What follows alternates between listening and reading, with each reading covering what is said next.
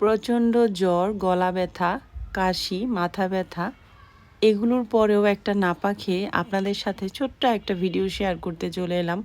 কেন জানেন? মানসিক শান্তির জন্য। জীবনে সুখী হতে হলে টাকা পয়সাই কি সব? টাকা পয়সা সব না। যদি মানসিক শান্তি না থাকে, টাকা পয়সা কিন্তু আপনাকে সুখ দিবে না।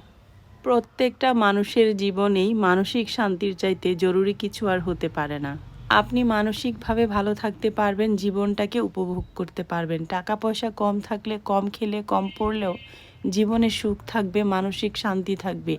রাতের বেলা একটু শান্তিতে ঘুম হবে। গত ভিডিওতে আপনারা অনেকেই কমেন্ট করেছেন, আপু ভাইয়া কেন আর ইতালিতে যাবে না? আপনাদের এই প্রশ্নটার আমি উত্তর দিচ্ছি। একজন প্রবাসী তার বউ বাচ্চাকে দূরে রেখে কতটুকু সুখে থাকে মানসিকভাবে, এটা যারা প্রবাসী তারাই জানে। হয়তোবা আপনারা উত্তরটা পেয়ে গেছেন। সবাই ভালো থাকবেন। আল্লাহ